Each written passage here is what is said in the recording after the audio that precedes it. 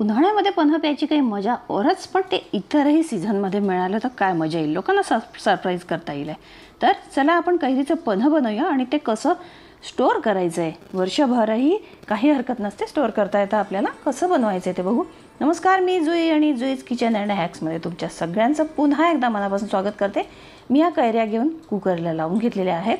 1-2 चिट्ट्या जास्तीत जास्त होईपर्यंत काढायच्या आहेत.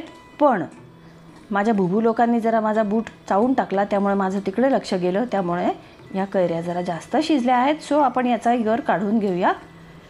त्याचं काही काळजीचं कारण नाही आहे, टेस्टमध्ये फारसा फरक पडत नाही.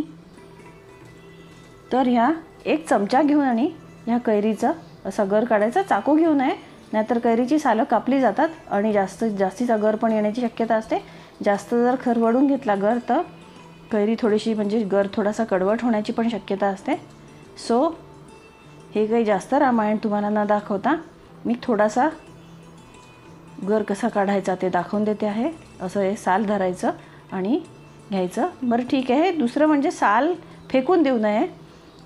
एका भांड्यात पाणी घेऊन आणि कुठल्याही पातेल्यात, छोट्या पातेल्यामध्ये पाणी घेऊन आणि ती सालं टाकून द्यावी. म्हणजे थोड्या वेळाने आपल्यालाच एक ताबडतोब पन्ह करून पिता येईल इन्स्टंटली.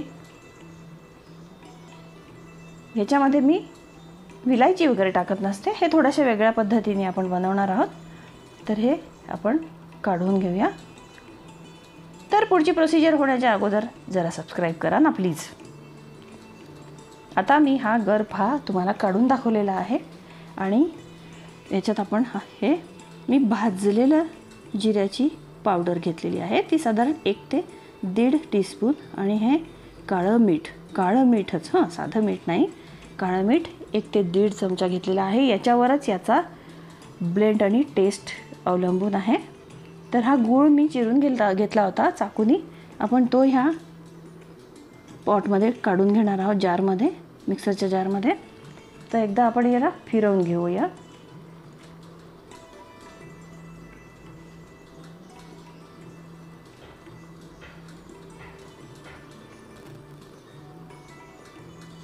हे बघा, आता मी थोडासा आणखीन गूळ टाकलेला आहे याच्यातला. आपण पुन्हा एकदा फिरवून घेऊया त्याला. बघा, मस्तपैकी एकजीव झालेला आहे. आणि याची टेस्ट बघायची, कारण आपण स्टोअरही करणार आहोत. तर त्यामुळे टेस्ट चेंज होऊ नये यासाठी आपल्याला व्यवस्थित परफेक्ट प्रमाणावरती याच्यात गोड घालून घ्यायचं आहे. आणि दुसरी गोष्ट अशी आहे की जर गोड घातलं नाही तर टिकणार पण नाही पन्ह.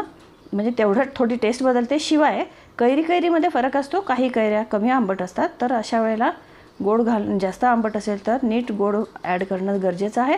अर्थात त्या वेळेला पण आपण गोड साखर वगैरे ॲडजस्ट करू शकतो, पण हे इन्स्टंट असणार आहे, त्यामुळे तुम्ही आधीच हवी तितकी गूळ साखर वगैरे ॲड केलेली बरी. आता मी ह्याच्यामध्ये थोडीशी आणखीन साखर घालून घेणार आहे. हे बघा, छान मस्त असं काढून घेतलेलं आहे मी. आणि आपण ते आता सगळं मिळवून घेऊया, दोन्ही पण.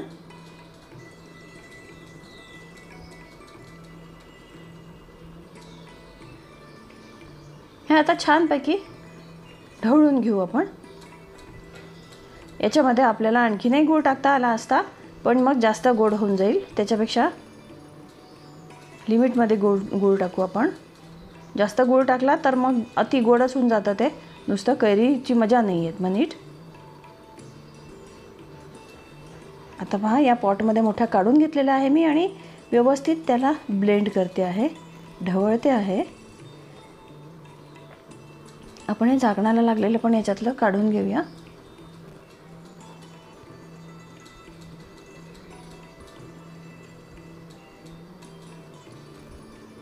ढवळून घ्यायचं आहे हे चांगल्यापैकी.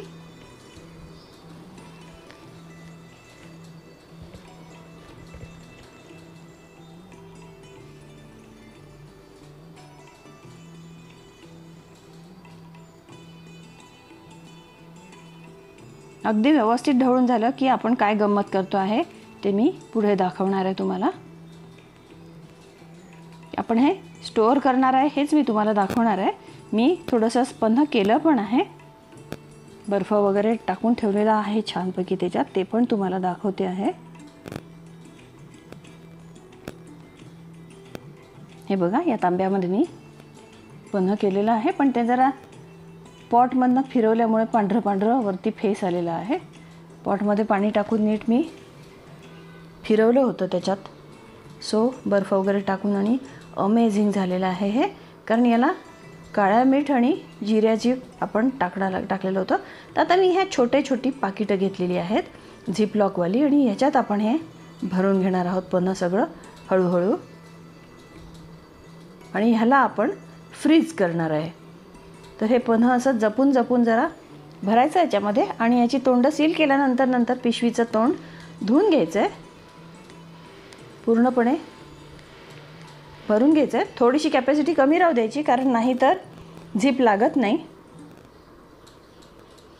एक साधारण गळ्याच्या थोडंसं खाली अर्धा इंच वगैरे तसंच ठेवायचं आहे. हे बघा, थोडंसं मी एक अर्धा इंच खाली ठेवलेलं आहे, आणि याची आपण झिप लावून घेऊया आता.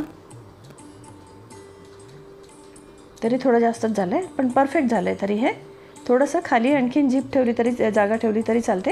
याचं तोंड आता हे चिकट झालेलं धुवून घ्यायचं आहे. बघा, छानपैकी मस्त पॅक केलेलं आहे मी याला, आणि आता बाकीच्या पिशव्या पण मी अशाच भरून घेईन. बघा, ह्या मस्तपैकी प्लॅस्टिकच्या पिशव्यांमध्ये मी हे भरून घेतलेलं आहे. हे कितीही दिवस टिकतं, कितीही दिवस नाही, महिनेसुद्धा. अचानक आपण केव्हा तरी मस्तपैकी हुकी आली, कडाका वाढला गरमीचा वगैरे, की आपण हे करून पिऊ शकतो. ह्याला मी डीप फ्रीझरमध्ये टाकणार आहे आता, आणि डीप फ्रीझरमध्ये टाकलेला सुद्धा दुसऱ्या दिवशी मी तुम्हाला उद्या काढून दाखवणार आहे. तर ह्या मी 3ही पिशव्या डीप फ्रीझरमध्ये टाकून देणार आहे. याच्या आधी पण मी पन्ह थोडंसं टाकलेलं आहे, आणि हे आता बेस्टपैकी पन्ह झालेलं आहे. आता त्याच्यावर मी ताव मारणार आहे. हे बघा, हे बघा, आता हे दुसऱ्या दिवशी मी तुम्हाला काढून दाखवलं आहे पन्ह. बघा, हे दाबून पण दाखवते आहे, एवढंही काही दगड वगैरे होत नाही. ते पन्ह थोडंसं नरम राहतं, त्यामुळे पिशव्या फाटण्या बिटण्याचा काही प्रश्न उरत नाही. पिशवी माझी काही कधी फाटली नाही. तर या अशा प्रकारे तुम्ही हे पन्ह टिकवू शकता. करतात कसं हे मी आजपर्यंत सगळ्यांनीच दाखवलं असेल, पण टिकतं कसं. Thanks for watching. Please subscribe करा चॅनलला.